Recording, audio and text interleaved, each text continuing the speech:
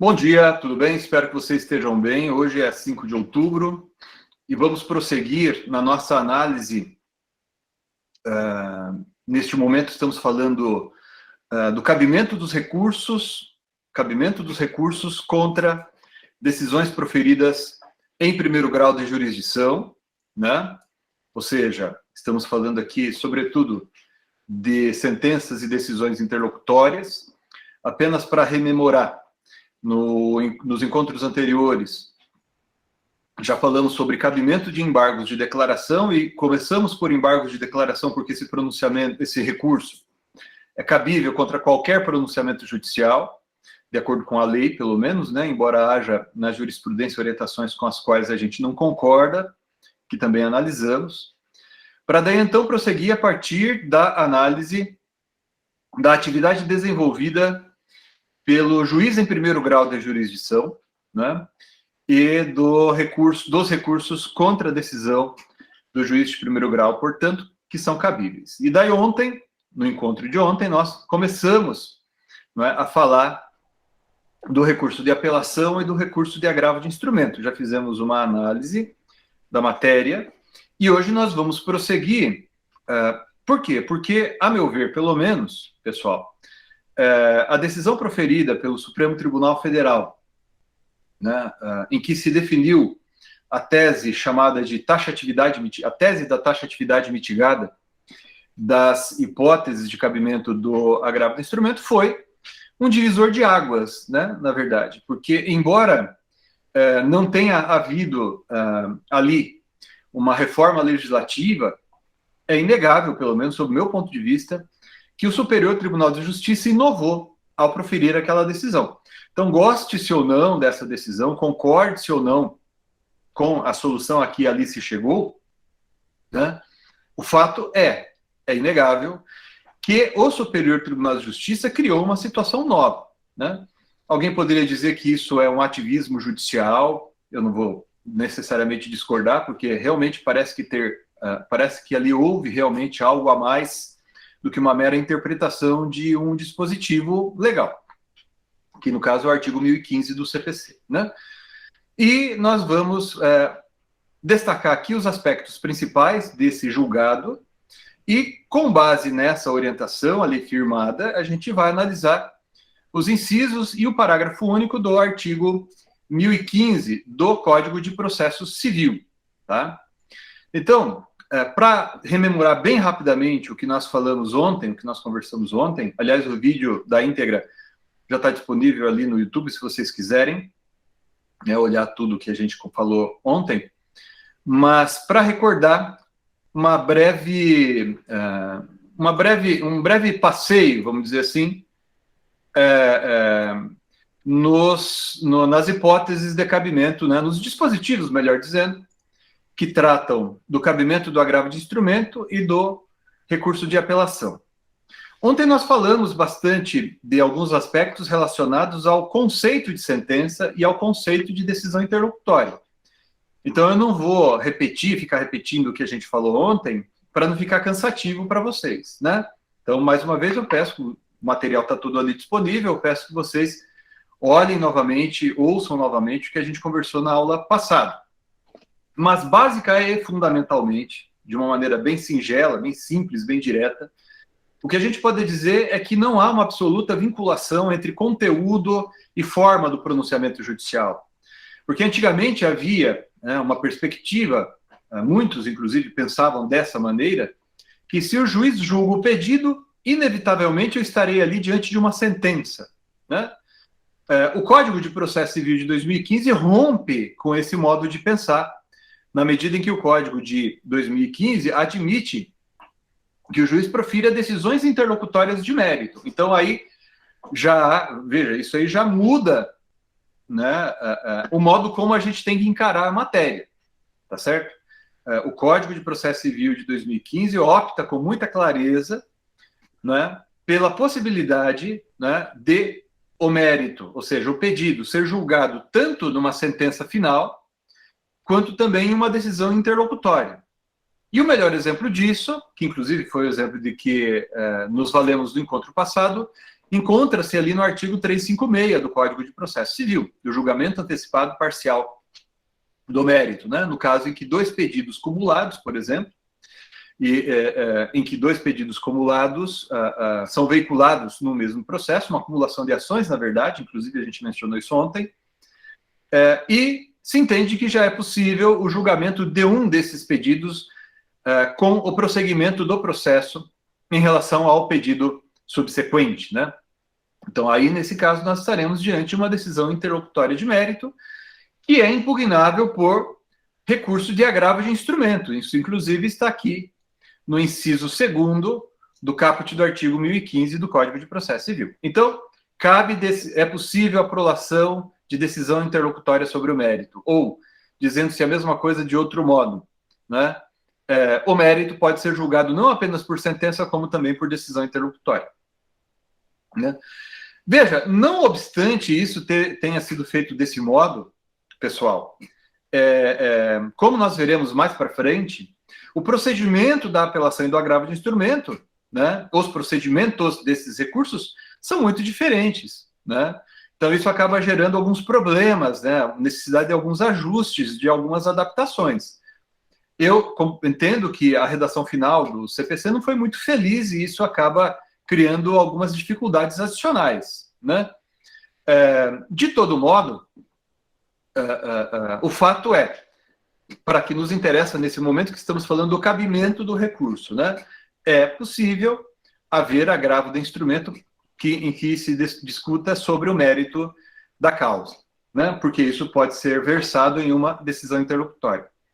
Do outro lado, antigamente, quando a gente pensava na sentença, de certo modo, pensava-se na sentença como aquele pronunciamento de nível mais elevado, digamos assim, no contexto processual, e, consequentemente, porque a sentença que julgava o mérito, né, ou dizia que o mérito não poderia ser julgado, e, consequentemente, a gente poderia pensar assim, bom, se o recurso cabível contra a sentença é a apelação também vai ser vocacionada, vai ser o lugar mais apropriado para se resolver as questões relacionadas ao mérito também, né? Então, a apelação seria um recurso por excelência, ou pelo menos de maior excelência se comparado com o agravo de instrumento. Bom, por um lado, a gente já viu que isso não procede, porque pode haver agravo de instrumento sobre mérito. Por outro lado, temos um problema adicional aqui. Qual é o problema adicional? Não cabe agravo de instrumento contra todas as decisões interlocutórias, né? Não cabe agravo de instrumento contra todas as decisões interlocutórias. De acordo com a opção adotada pelo legislador de 2015, o recurso de agravo de instrumento é cabível nas hipóteses previstas em lei. Então, o artigo 1015 caput já chama atenção para isso, e isso vai ser, digamos assim, vai ficar mais claro, mas vai ficar expresso no inciso 13 do caput do artigo 1015, que diz que vai caber agravo do instrumento em outros casos expressamente referidos em lei. Veja, pessoal, além do que consta no caput e caput e respectivos incisos, nós devemos considerar também o parágrafo único. Então, a gente já vai falar do parágrafo único também na sequência, tá bom? Quando a gente explicar os critérios de que se valeu o legislador para eleger algumas situações como aquelas que ensejariam o cabimento do agravo de instrumento.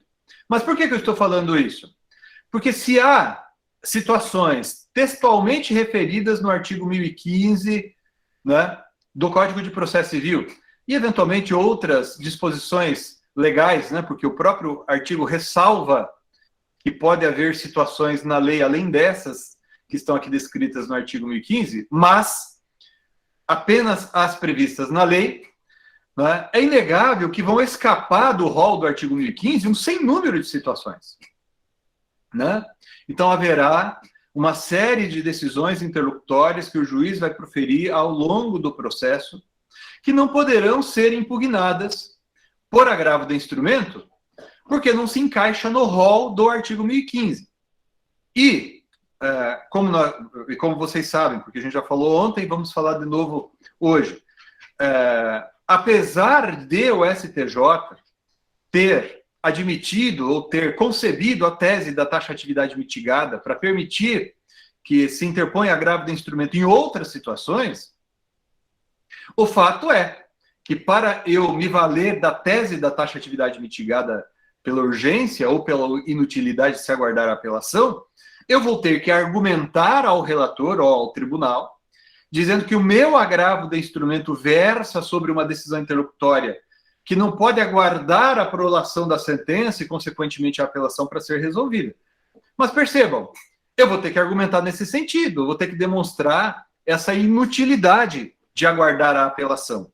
O tribunal poderá entender que não, que eu estou errado, que, na verdade, essa minha situação não se afigura excepcional. Então, com frequência, eu vejo na jurisprudência, e também já vi no escritório algumas vezes, agravo de instrumento contra uma decisão interlocutória relacionada a provas, o que é muito comum, né? O juiz indefere uma prova, indefere a oitiva de uma testemunha, indefere uma prova pericial, ou algo que o valha, e a parte que se considera prejudicada interpõe contra esta decisão agravo de instrumento. Veja, a hipótese decisão que indefere prova não se encaixa aqui no artigo 1015. Não tem hipótese de decisão que indefere prova no artigo 1015. Então, o que é que você vai ter que fazer? Com base na tese que já mencionamos e voltaremos a falar hoje, né?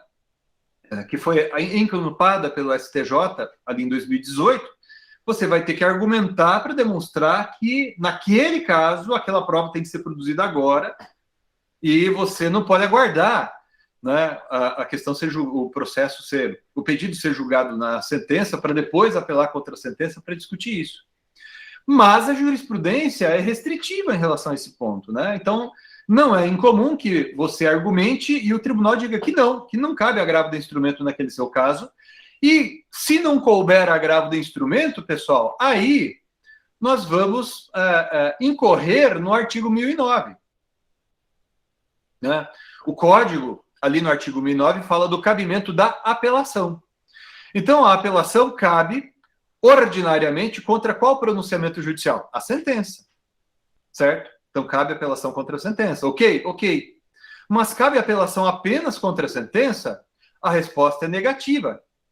Não cabe apelação apenas contra a sentença. Caberá apelação também, nos termos do parágrafo 1º do artigo 1009, contra decisões interlocutórias que tiverem sido proferidas na fase de conhecimento, ou seja, antes da sentença, hipóteses em que, ou decisões interlocutórias que versam sobre hipóteses em que a lei não previu o cabimento do agravo de instrumento. Então, aproveitando o mesmo exemplo, decisão do juiz que indeferiu a oitiva de uma testemunha. A rigor, pelo artigo 1015 do CPC, não cabe agravo de instrumento. E, eventualmente, no seu caso, você não consiga demonstrar que incide a tese da taxatividade mitigada. Então, essa questão, nos termos do parágrafo 1º do artigo 1009, ela não ficará acobertada, não é, pela preclusão. Então, saber se a prova pode ou não ser deferida, né, é uma questão que poderá ser debatida posteriormente. E daí diz o parágrafo 1º do artigo 1009, que as questões resolvidas na fase de conhecimento, se a decisão a seu respeito não comportar agravo de instrumento, não são cobertas pela preclusão e devem ser suscitadas em preliminar de apelação, eventualmente interposta contra a decisão final ou nas contrarrazões. Pessoal, antes de eu passar, então, a análise daquilo que eu destaquei, que eu vou passar aqui para vocês na sequência, vamos lembrar, claro que eventualmente muitos de vocês já sabiam ou já sabem, mas a maioria certamente, talvez, está vendo a matéria pela primeira vez, inclusive, como é que funcionavam as coisas no regime do Código Revogado.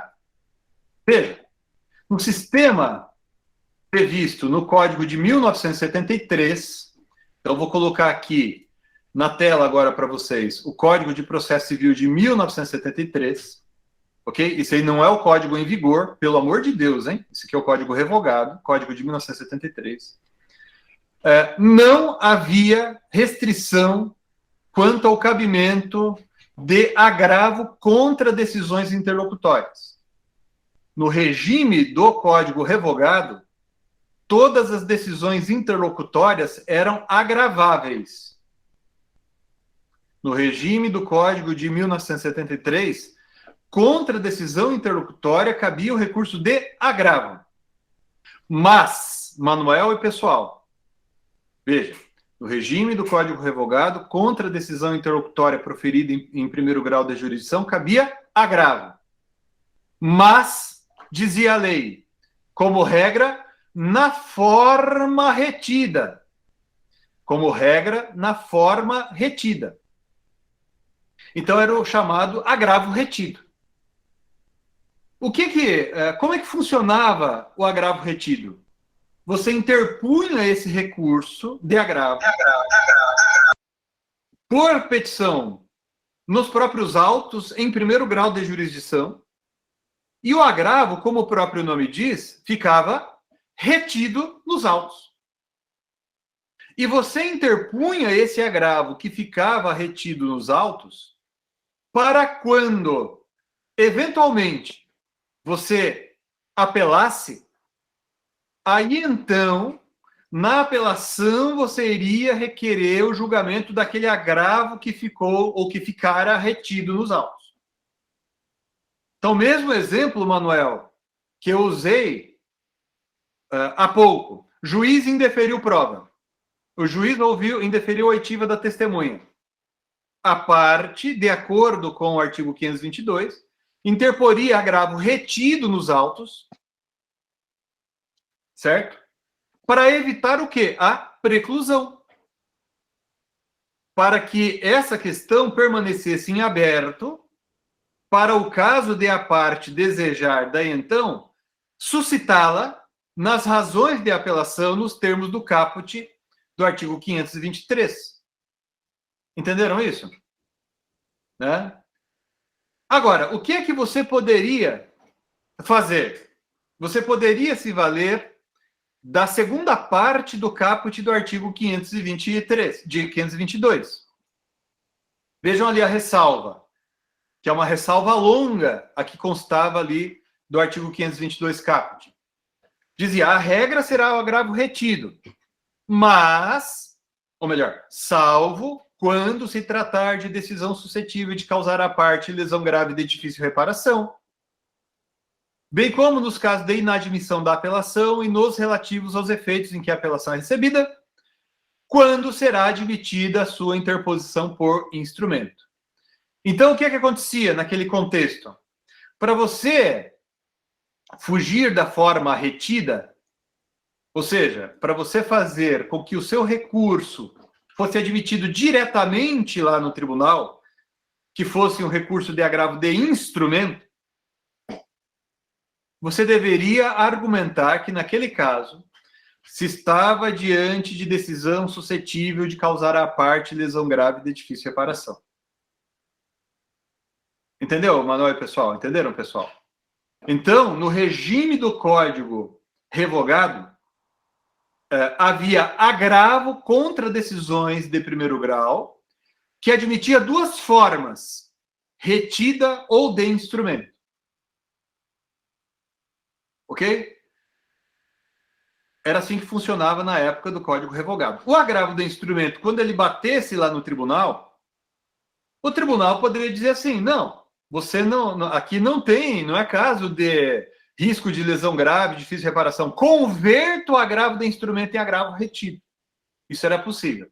Agora, com a aprovação do Código de 2015, eliminou-se o agravo retido, não tem mais agravo retido no Código de 2015, certo? E há apenas agravo de instrumento no Código de 2015, com uma diferença. De acordo com o texto do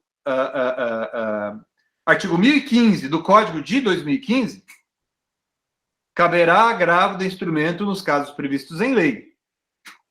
Né? E ressalvamos nós, salvo quando a parte demonstrar que a taxatividade legal deve ser mitigada pela inutilidade, e daí você vai ter que argumentar, convencer o tribunal que você vai incidir nessa exceção, chamemos assim, né?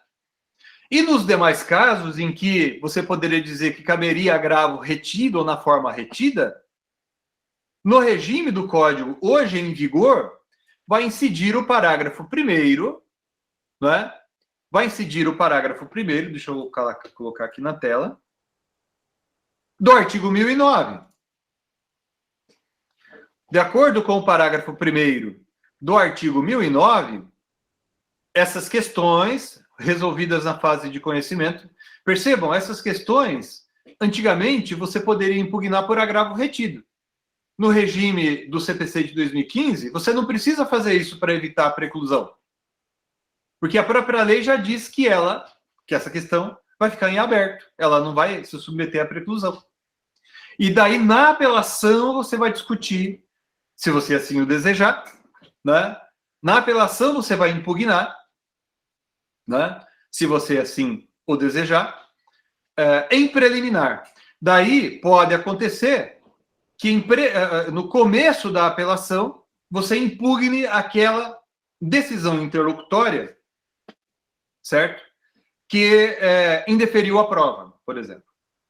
Então, no regime do CPC de 2015, diversamente do que acontecia no Código Revogado, né, há decisões interlocutórias impugnáveis por agravo de instrumento e há decisões interlocutórias impugnáveis por apelação, sempre que o agravo de instrumento não for cabível. Tá? No regime do Código Revogado, contra decisões interlocutórias sempre caberia agravo, retido ou de instrumento. Agora veja, pessoal, e aí fechando o parêntese, né, em relação ao regime revogado. Né?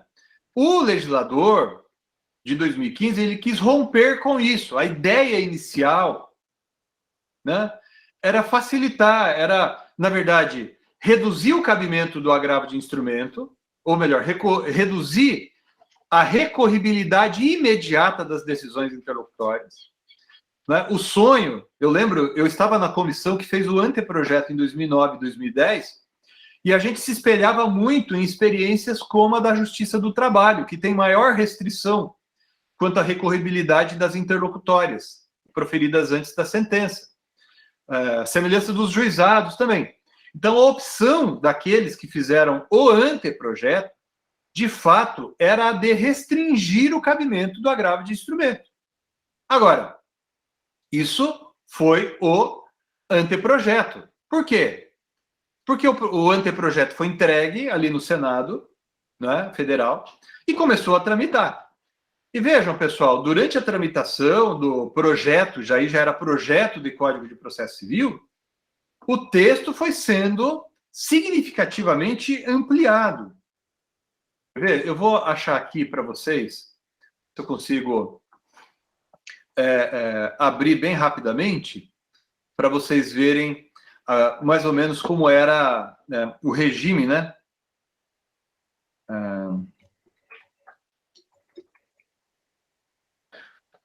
O regime sugerido, né, no modelo previsto no anteprojeto. Vejam, eu vou colocar aqui na tela para vocês agora o anteprojeto que deu origem ao Código de 2015. Vejam ali. A matéria no anteprojeto estava no artigo 929. E era muito mais simples o artigo 929. Vejam, acompanhem comigo para vocês entenderem a comparação. O artigo 929 dizia, do anteprojeto, cabe agravo de instrumento contra as decisões interlocutórias, primeiro, que versarem sobre tutelas de urgência ou da evidência, que a versão final do Código chama de tutela provisória, certo? E isso está no CPC de 2015, no inciso 1º do artigo 1015, tutelas provisórias. Né? O anteprojeto prosseguia, inciso 2º do 929, que versarem sobre o mérito da causa.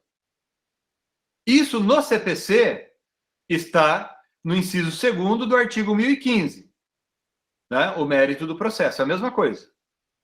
Então percebam como o anteprojeto, pessoal, ele era muito mais restrito, né? Daí o inciso 3º do artigo 929 do anteprojeto, que fala, cabe agravo de instrumento contra decisões interlocutórias, terceiro, proferidas na fase de cumprimento de sentença ou no processo de execução. Isso, pessoal, acabou constando na versão final aprovada, né, que está vigorando do CPC, no parágrafo único, que diz ali, caberá agravo de instrumento contra decisões interlocutórias proferidas, liquidação de sentença, cumprimento de sentença, processo de execução, e adicionaram ali processo de inventário, né? No anteprojeto, vejam só que interessante, né? O que está no inciso 4º corresponde ao último inciso do artigo 1015 e outros casos expressamente previstos em lei. E o parágrafo único do artigo 929, que dizia, as questões resolvidas por outras decisões interlocutórias proferidas antes da sentença não ficam acobertadas pela preclusão, podendo ser impugnadas pela parte em preliminar nas razões ou contra-razões de apelação. Isso aqui corresponde a quê? Isso aqui corresponde, no código que foi aprovado, ao parágrafo 1º do artigo 1009. Né? Então, claro que você vai dizer assim, pô, você está falando isso porque você ajudou a fazer o anteprojeto. Pode ser verdade, então sou suspeito. Tá? Como eu participei da elaboração ali daquele dispositivo legal lá sobre o cabimento do agravo de instrumento, confesso que sou suspeito, mas eu gosto muito mais daquele lá. Tá? O CPC de 2015, como disse, o anteprojeto foi entregue ao Congresso Nacional e o CPC o projeto, né, começou a tramitar no Congresso. Então, o que está ali nos 2 primeiros incisos do artigo 1015 corresponde, e assim também no parágrafo único, né, corresponde ao que já estava no artigo 929. Mas daí vem um jurista, vem um processualista, vem um deputado, vem um senador e diz assim, poxa, mas e a decisão que rejeita a alegação de convenção da arbitragem? Vai caber agravo de instrumento ou não vai caber agravo de instrumento? Ah, na dúvida eu vou colocar aqui. Ah, eu vou inserir essa hipótese aqui também. Daí vem um outro deputado, um outro senador, um outro jurista, um outro processualista, e diz, ué, mas, pessoal, vai caber ou não vai caber agravo de instrumento contra a decisão que julga incidente de desconsideração de personalidade jurídica, o IDPJ?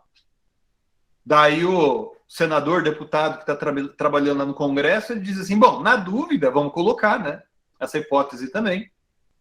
E isso vai acontecendo nos outros casos, ali nos outros incisos, né? O legislador vai matutando, vai pensando, vai ouvindo. O projeto, pessoal, tramitou por muito tempo no Congresso Nacional. Ele começou a tramitar. O anteprojeto foi entregue não lembro exatamente o mês, mas no começo de 2010. Né? A gente teve 6 meses para elaborar o anteprojeto, mais ou menos, né? Daí ele foi entregue no Senado. E no Senado ele tramitou por um período, daí foi para a Câmara, lá na Câmara demorou também tramitando, daí voltou para o Senado, e só em março de 2015 ele foi sancionado. Então o trâmite do projeto foi muito demorado, se comparado especialmente com o que se fez no anteprojeto. Então, por isso que eu digo, inclusive ontem, na exposição de ontem, eu disse que o artigo 1015 virou um monstrengo. Por quê? Porque ali nos casos dos incisos 1º e 2º do artigo 1015, você percebe que o legislador ele tem uma opção clara. Eu falo assim, ó, aqui vai caber agravo de instrumento quando se discutir sobre o mérito ou quando for tutela de urgência ou da evidência. Fora isso, amigão, só na apelação. Fora isso, vai ficar muito parecido com o que acontece na Justiça do Trabalho, que não cabe recurso contra decisões interlocutórias, e vai caber recurso ordinário contra a sentença. Fora isso, vai ser muito parecido com o que acontece, sei lá, no procedimento especial dos juizados. né, que vai caber recurso só contra a sentença. E nos demais casos?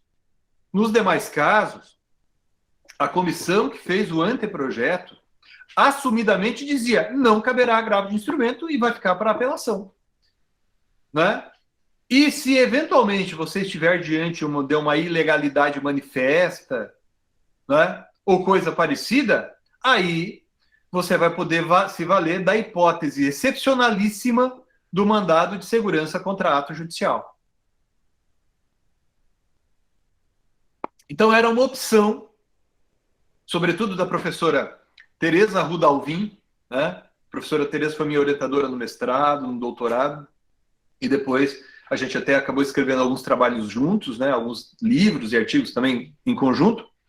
A professora Tereza Rudalvin foi a relatora, né, daquele anteprojeto.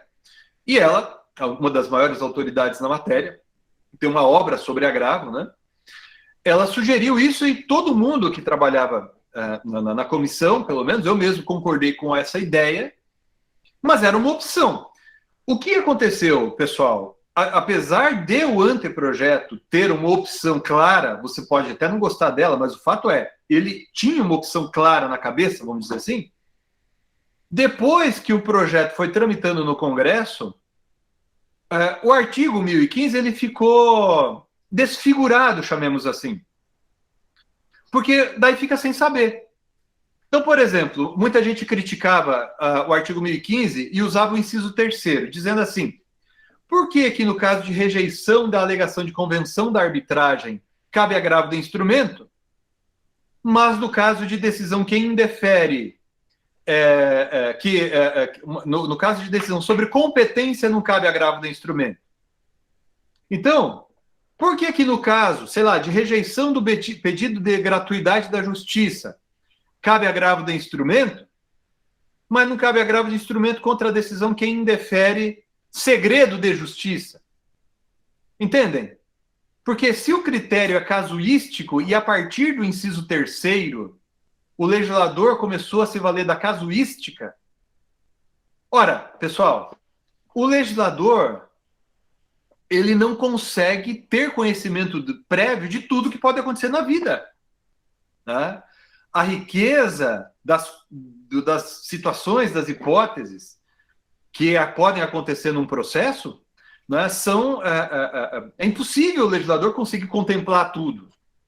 Então, é evidente que esse rol do artigo 1015, embora taxativo, ele não seria exaustivo. Entendem? Então, o legislador, lá no artigo, nós, quando fizemos o anteprojeto, a gente disse claramente, vai caber nesse caso. E sem sair aqui procurando minúcias ou situações específicas para se admitir excepcionalmente o agravo de instrumento. Essa era a opção no anteprojeto. Mas quando começou a trabalhar, o projeto começou a tramitar no Congresso, aí o legislador começou a inserindo hipóteses nos incisos, com o propósito de, digamos assim, disciplinar situações mais importantes que eventualmente aconteceriam nos processos, mas o legislador não é onisciente. O legislador ele não tem condições de prever tudo o que é importante. A dinâmica da vida é muito mais complexa e na dinâmica da vida tudo muda muito rapidamente. Né? Então não há como o legislador prever tudo. Então é evidente que esse negócio aqui ia dar errado. Né? Para concluir essa parte aqui. É evidente que esse negócio aqui ia dar errado, como de fato deu. Então a gente teve um período ali de anos, né? Entre a publicação do CPC, daí ele entrou em vigor, né? Daí na sequência a doutrina já discutindo o que fazer, o que não fazer, o que é que pode, o que é que não pode. E daí na doutrina surgiram várias concepções.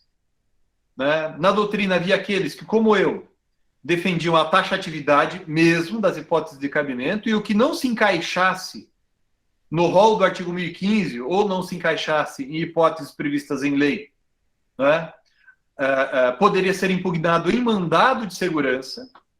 O mandado de segurança, apenas para recordar algo que a gente já falou lá atrás, o mandado de segurança não é recurso. Né? O mandado de segurança é um sucedâneo recursal. O que é sucedâneo recursal? Sucedâneo recursal, pessoal, é aquele instrumento que não é previsto pela lei como um recurso, certo? Não é previsto pela lei para figurar como um meio de impugnação às decisões judiciais, mas acaba sendo empregado desse modo para suprir, digamos, uma lacuna legislativa, uma hipótese em que o sistema não está funcionando tão bem assim, né? Isso acontecia, ou melhor, sempre aconteceu com o mandado de segurança. Inclusive, né, eu tenho um livro que eu escrevo com o Fábio Caldas de Araújo, meu amigo, sobre mandado de segurança. Estou procurando aqui para mostrar que vocês não estão achando. E a gente comenta, né, essa hipótese, que eu vou colocar aqui na tela para vocês, que é o artigo 5º da Lei do Mandado de Segurança. Vejam ali. Esse artigo ele tem que ser lido ao contrário, né? Aqui estamos na Lei 12.016, de 2009, que é a lei que disciplina o procedimento do mandado de segurança. Daí esse artigo 5º, inciso 2º, vai dizer o seguinte: não se considerará mandado de segurança quando se tratar de decisão judicial da qual caiba recurso com efeito suspensivo. Então, você poderia, como aliás eu interpretava, até hoje interpreto esse inciso 2º do artigo 5º, para dizer o seguinte: sempre que você não tiver um remédio imediatamente eficaz contra uma decisão interlocutória, certo? Você vai poder manejar o mandado de segurança. Agora, o mandado de segurança, ele tem pressupostos, inclusive constitucionais, bastante restritos, né? Que são reproduzidos, né, em alguma medida ali no artigo 1º da lei do mandado de segurança. Então, cabe mandado de segurança para proteger direito líquido e certo, né, decorrente de ato ilegal, né, ou praticado com abuso de poder e assim por diante. Então, o cabimento do mandado de segurança é bastante restrito. Mas a gente, quando quando fizemos o anteprojeto, a gente, aspas, assumia esse risco, assumia essa opção, né? Ok? De todo modo, o que a gente tem, né, é o artigo 1015, né, que ficou redigido dessa maneira aí que eu estou colocando para vocês, e isso gerou problemas desde logo.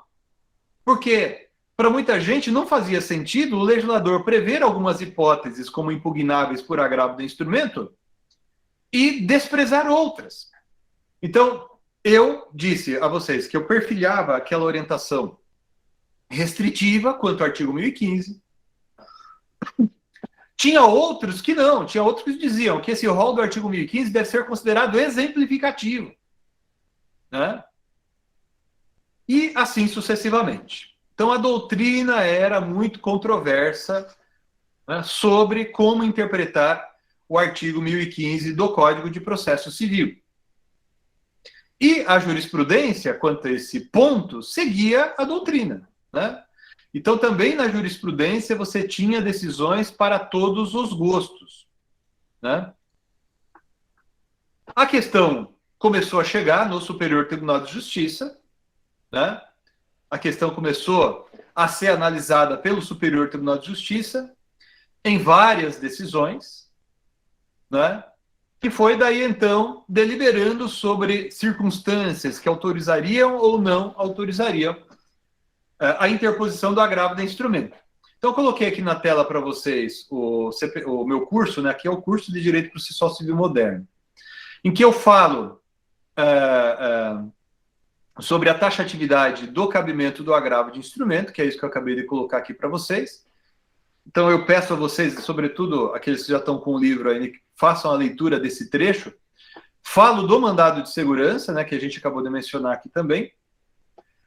E já passo a análise desse julgado tão expressivo do Superior Tribunal de Justiça, que, a meu ver, como disse a vocês, é um divisor de águas. É como se fosse uma reforma legislativa. E eu vou explicar os porquês desse modo de pensar. Bom, então vamos aqui, pessoal, analisar o que de mais importante há para o nosso estudo nesse momento, tá certo? Nesta decisão. A decisão foi proferida no final de 2018 pelo Superior Tribunal de Justiça, neste recurso especial repetitivo aqui, né, 1.704.520.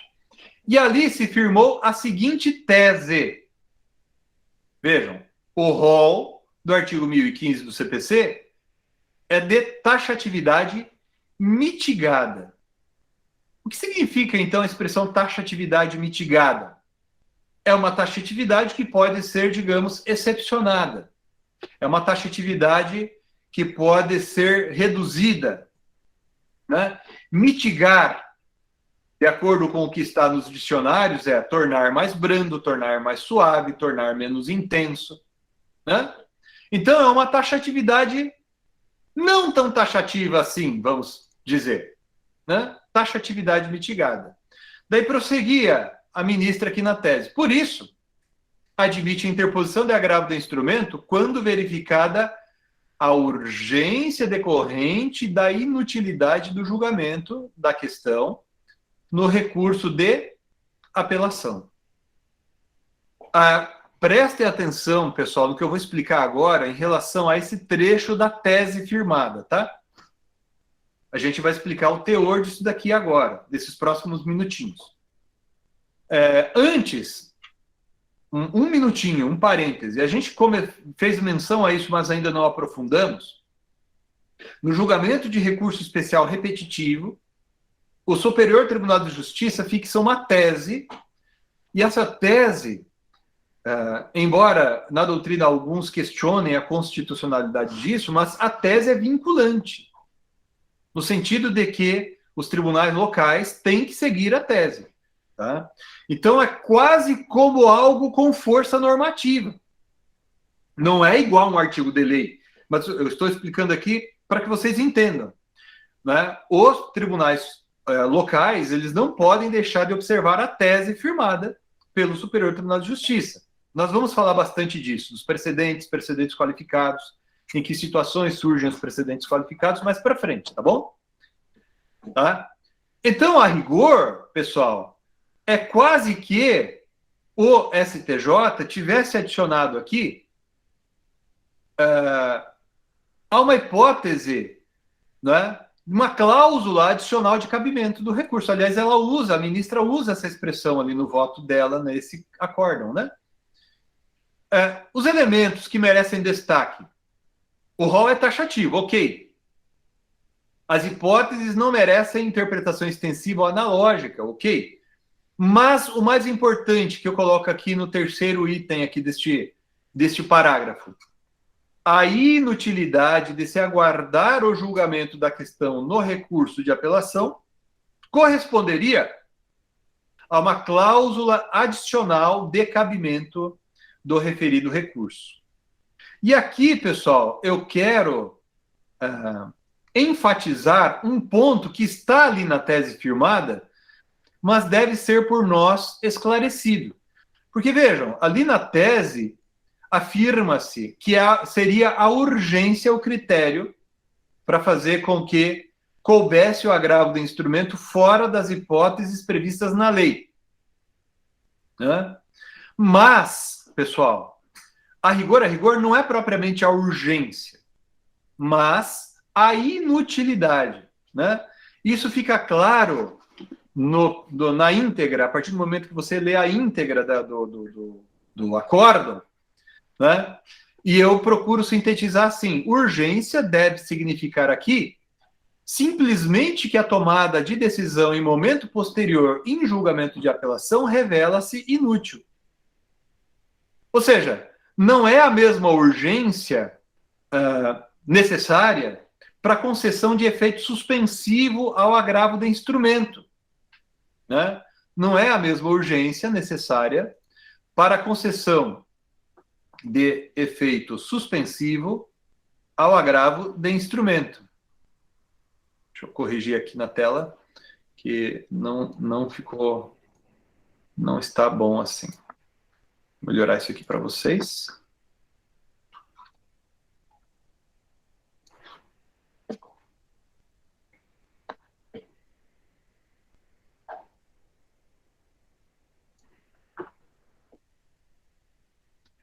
Melhorou? Pois bem, então, né? Interessante notar aqui, pessoal, uma observação. No direito português,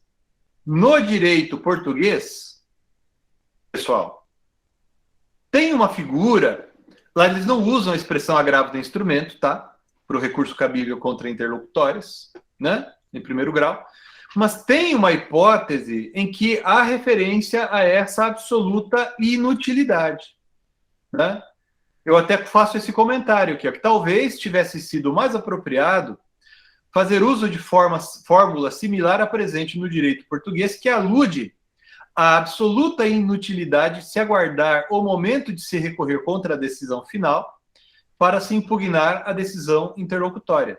Né? A expressão, para aqueles de vocês que tiverem interesse em estudar direito português, está no artigo 644, né, 2H, do CPC daquele país. Então, pessoal, a tese firmada pelo Superior Tribunal de Justiça tem que ser entendida, né, do seguinte modo, e eu peço que vocês marquem, dêem um print aí nesse pedaço da exposição, para vocês não esquecerem. Será admissível o agravo de instrumento sempre que a impugnação da interlocutória somente em apelação mostrar-se absolutamente inútil, ou seja, sempre que se revelar, desde logo, a ausência de interesse recursal da parte em impugnar a questão apenas quando do recurso contra a sentença. Tá bom? Hoje eu queria dedicar essa exposição, que já vai longe, né? Mais uma vez eu estou beirando 50 minutos de gravação aí, e mais uma vez estou descumprindo o prometido. Para explicar a vocês esse julgado, essa tese, a gente vai prosseguir na análise desses recursos, né? Nos próximos encontros. Tem várias consequências disso que a gente não examinou agora, porque estamos falando ainda de cabimento. Mas, por enquanto, é isso, tá, pessoal? Que a gente vai falar no encontro de hoje. E na próxima aula a gente continua a matéria, tá bom?